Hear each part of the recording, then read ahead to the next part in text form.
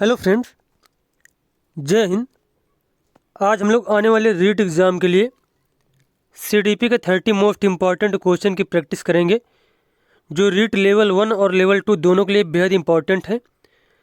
और अगर आपको वीडियो अच्छा लगे तो चैनल को सब्सक्राइब करें, वीडियो को लाइक करें, कमेंट करें और एक कमेंट करके ज़रूर बताना इसमें से आपको कितने क्वेश्चन आ रहे थे, कितने क्वेश्चन आपके सही हैं।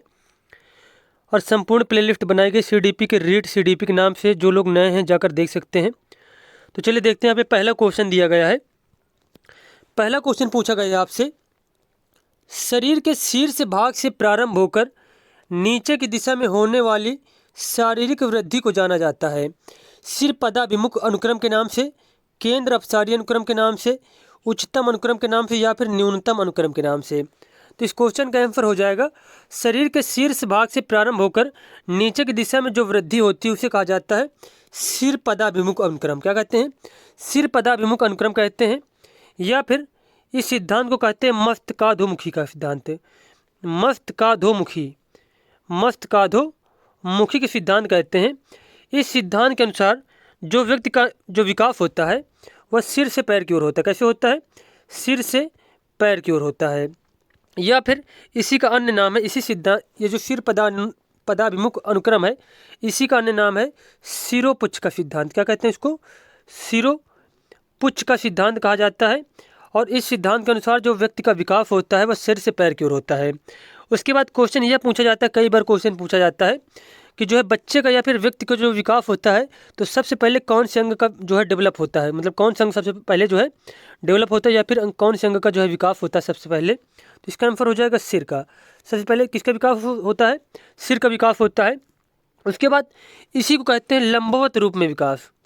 लंबवत रूप में विकास जब होता है तो इसका मतलब बच्चे का जो विकास हो रहा है वो सिर से पैर की ओर हो रहा है। उसके बाद जैसे कि सेकंड ऑप्शन दिया गया है केंद्र अपसारी अनुक्रम। तो केंद्र अपसारी अनुक्रम में जैसे कि क्या है, जैसे कि बॉडी है तो यहाँ पे केंद्र से जो है जो नज़दीक अंग होंगे उनका पहले विकास होता है, फिर मतलब दूर वाले अंगों का विकास होता है।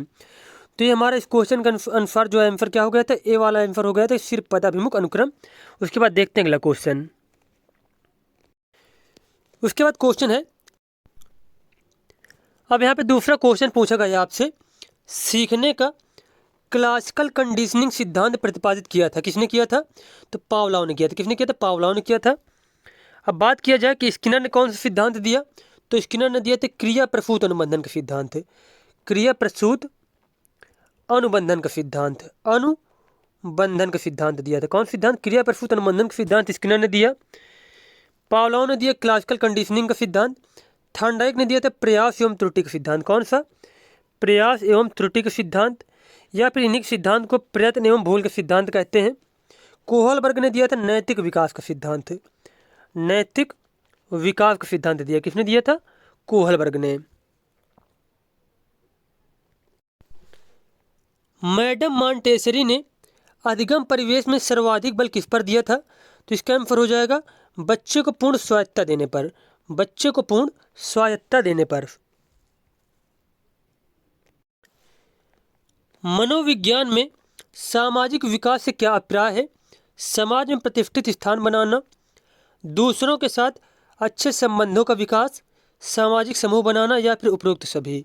तो इसका आंसर हो जाएगा दूसरों के साथ अच्छे संबंधों का विकास। माता की आवाज़ का नवजात के व्यवहार पर प्रभाव का प्रयोग किसने किया था? तो यह किया था टर्मन ने। किसने किया था? टर्मन ने किया था। अब यहाँ पे क्वेश्चन दिया गया है, प्रत्याच्छात्मक व सांवेगिक गतिक कामक दक्षता परीक्षण हेतु आरंभ में किसने विधि का निर्माण किया था? मॉन्टेसरी, मारिया, एडवर्ड, या फिर बिनेट ने। तो इसका आंसर हो जाएगा मॉन्टेसरी ने। किसने? मॉन्टेसरी ने। सामाजिक आर्थिक मुद्दों में जूझ रहे उन बच्चों को जिनकी प्रतिभा प्रभावित हो सकती है को सहायता करता है। स्वअधिगम मॉडल, विभेदित निर्देश, पाठचर्या का विस्तार, संज्ञानात्मक वर्गीकरण। तो इसका आंसर हो जाएगा स्वअधिगम मॉडल। स्वअधिगम मॉडल। एक बालक जिसकी बुद्धि लब्धि 1 से 5 है उससे वर्गीकृत किया जाएगा। श्रेष्ठ बुद्धि, सामान्य से अधिक बुद्धि, सामान्य बुद्धि, या फिर मंद बुद्धि। तो इसका आंसर हो जाएगा सामान्य बुद्धि के अंतर्गत। जब किसी का बुद्धि लब्धि लेवल जो है 91 से 110 के बीच रहता है तो इसे कहते हैं सामान्य बुद्धि वाला बालक। उसके बाद जो बहुत ज़्यादा क्वेश्चन पूछा जाता है कि जड़ बुद्धि वाला बालक किसे कहते हैं। तो जड़ बुद्धि वाला बालक जो होगा तो उसका IQ लेवल जो होगा 71 से कम होगा, 71 से कम हो जाएगा, ठीक है। और अगर बात की जाए, एक क्वेश्चन ये बहुत ज़्यादा पूछा जाता है कि जो है प्रतिभाशाली बालक जो होते हैं, प्रतिभाशाली बालक का IQ लेवल क्या होगा। तो प्रतिभाशाली बालक जो होते हैं उनका IQ लेवल होता है 130 प्लस, 130 प्लस। और बात किया जाए कि जो बुद्धि लब्धि है तो इसका जो वर्गीकरण किसने किया था, बुद्धि लब्धि का जो वर्गीकरण किसने किया था, तो टर्मन ने। किसने किया था, टर्मैन ने। ये भी आपको याद रखना है। उसके बाद एक पॉइंट और याद रखना कि जो बुद्धि लब्धि होता है इसका फार्मूला क्या होता है, तो इसका होता है मानसिक आयु, मानसिक आयु बटे वास्तविक आयु, मानसिक आयु बटे वास्तविक आयु इंटू 100। ये होता है बुद्धि लब्धि का फार्मूला, तो ये भी आपको याद रखना है। खिलौने की आयु कहा जाता है, तो खिलौने की आयु कहा जाता है पूर्व बाल्यावस्था को। किसको, पूर्व बाल्यावस्था को। अब आपको एक ये आप जो है कमेंट करके बताना है कि शैशवावस्था को सीखने का आदर्श काल किसने कहा था। ये आपको कमेंट करके बताना कि सीखने का आदर्श काल किस अवस्था को कहा जाता है, शैशवावस्था को। और किसने कहा था शैशवावस्था को सीखने का आदर्श काल, तो ये आप लोग कमेंट करके बताना। नवजात शिशु का भार कितना होता है, तो लगभग 7 पाउंड। कितना होता है, लगभग 7 पाउंड होता है। बच्चे दुनिया के बारे में अपनी समझ का सृजन करते हैं, यह कथन किसका है, तो यह कथन दिया गया था पियाजे के द्वारा। पियाजे ने कौन सा सिद्धांत दिया, संज्ञानात्मक विकास का सिद्धांत, संज्ञानात्मक विकास का सिद्धांत दिया है। कितनी अवस्थाएं बताई थी, 4 अवस्थाएं बताई थी। कौन कौन सी 4 अवस्थाएं थी, ये भी आपको नोट करना है। पहली, दूसरी, तीसरी, चौथी। कौन कौन सी, पहली थी संवेदी गामक अवस्था, संवेदी गामक अवस्था। दूसरी अवस्था थी पूर्व संक्रियात्मक अवस्था, पूर्व संक्रियात्मक अवस्था। तीसरी अवस्था थी मूर्त संक्रियात्मक, और चौथी थी अमूर्त संक्रियात्मक अवस्था। तो इन सभी का क्रम आपको याद रखना होगा। आप अनपढ़ माता पिता के बच्चों को अंग्रेजी सिखाना चाहते हैं, कैसे आप उनको अंग्रेजी सिखाएंगे, आप बच्चे से अंग्रेजी में बात करेंगे, आप बच्चों को अंग्रेजी में बोलने के लिए बाध्य करेंगे, आप बच्चे को मातृभाषा में बोलने से रोकेंगे, आप उसे मातृभाषा की सहायता से अंग्रेजी सिखाने का प्रयास करेंगे। तो किसी बच्चे को जो है अगर अंग्रेजी नहीं आ रही है तो सबसे अच्छा ऑप्शन यही होगा कि यहाँ पे उसको अपने मातृभाषा के अनुसार अंग्रेजी सिखाई जानी चाहिए, मातृभाषा की सहायता लेकर। तो यहाँ पर डी वाला विकल्प बिल्कुल ही सही हो जाएगा। नेक्स्ट क्वेश्चन यहाँ पे पूछा गया है, जड़ बुद्धि वाले बालक का IQ या फिर बुद्धि लब्धि कितनी होती है। तो अभी हम लोगों ने पढ़ा था कि 71 से कम अगर IQ लेवल है तो वो क्या होगा, जड़ बुद्धि वाला बालक होगा। आधुनिक मनोविज्ञान का अर्थ क्या है, तो आधुनिक मनोविज्ञान का अर्थ है व्यवहार का अध्ययन। क्या है, व्यवहार का अध्ययन है। और व्यवहारवाद का जनक किसको कहते हैं, तो व्यवहारवाद का जनक कहा जाता है JB वाटसन को, JB वाटसन को कहा जाता है। उसके बाद क्वेश्चन पूछा जाता है कि मनोविज्ञान जो है सबसे पहले किसका जो है भाग था, तो दर्शन शास्त्र का भाग था। किसका भाग था, दर्शन शास्त्र का भाग था। और सबसे पहले मनोविज्ञान में आत्मा का अध्ययन किया जाता था। किसका अध्ययन, आत्मा का अध्ययन किया जाता था, आत्मा का अध्ययन किया जाता था, ठीक है। सामाजिकरण वह प्रक्रिया है जिससे बच्चे और वयस्क सीखते हैं, परिवार से, विद्यालय से, साथियों से, इन सभी से। तो इसका आंसर हो जाएगा इन सभी से सीखते हैं। बाल केंद्रित शिक्षा शास्त्र का अर्थ है बच्चों को नैतिक शिक्षा देना, बच्चों को शिक्षक का अनुमान और अनुकरण करने के लिए कहना, बच्चों को अभिव्यक्ति और उनकी सक्रिय भागीदारी को महत्व देना, या फिर बच्चों को पूर्ण रूप से स्वतंत्रता देना। तो इसका आंसर हो जाएगा बच्चों को अभिव्यक्ति और उनकी सक्रिय भागीदारी को महत्व देना।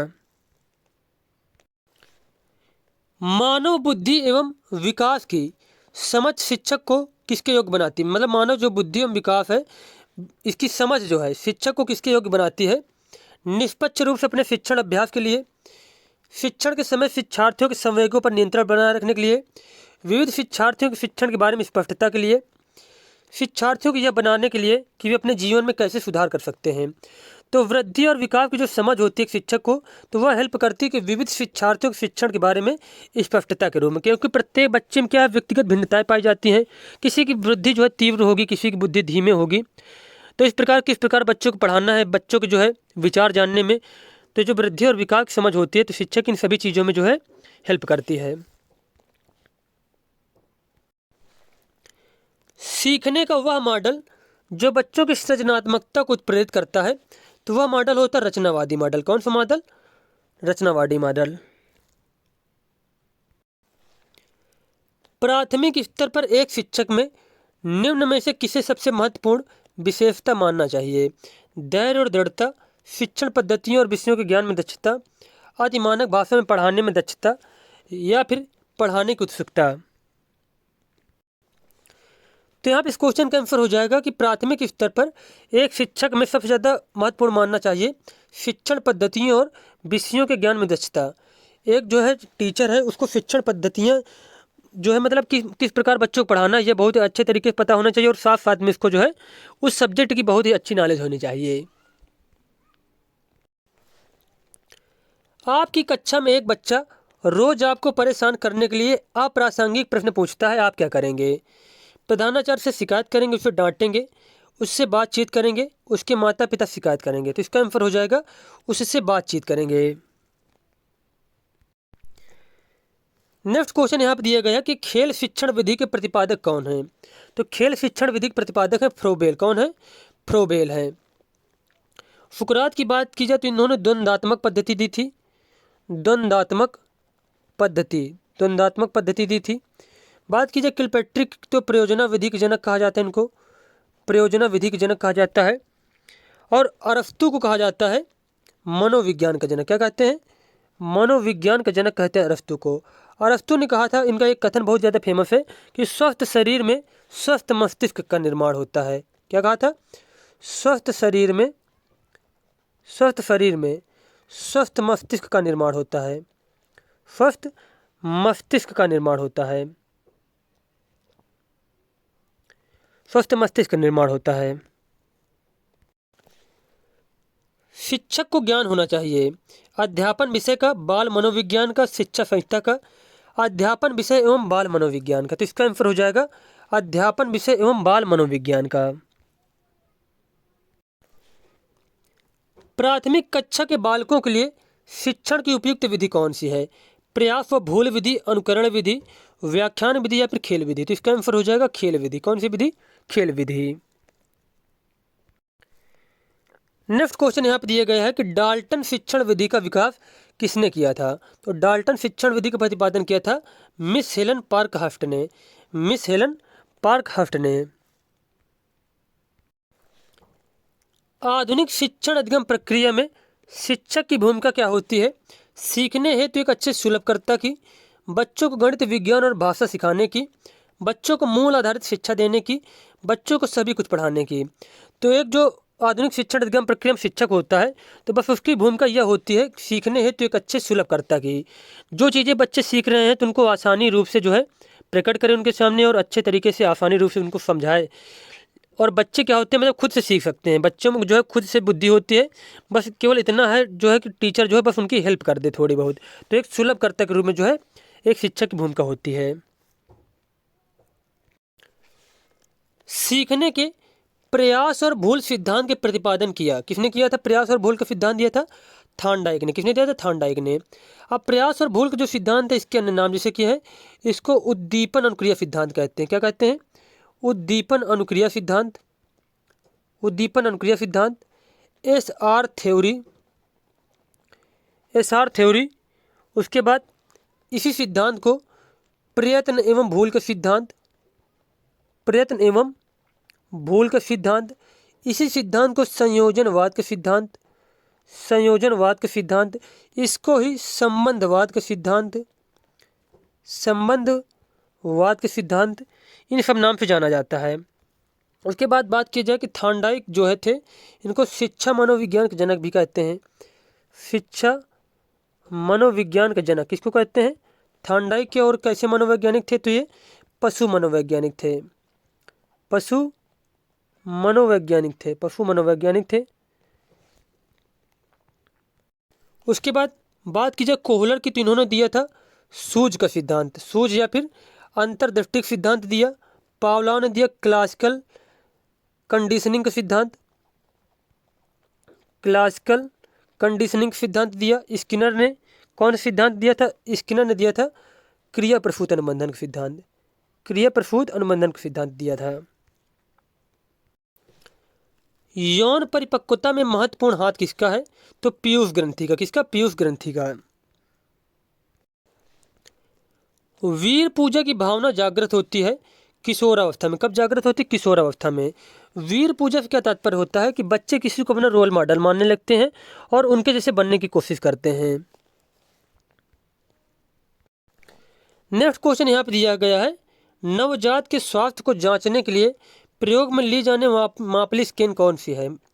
तो ये होती है WISC स्केल, WISC स्केल। अब यहाँ पे 30 नंबर क्वेश्चन हमारा है कि दुबले पतले एवं क्षीण शरीर तथा कमजोर हृदय वाले बच्चों को कहा जाता है, क्या कहते हैं? उनको नाजुक बालक कहते हैं, नाजुक बालक कहा जाता है।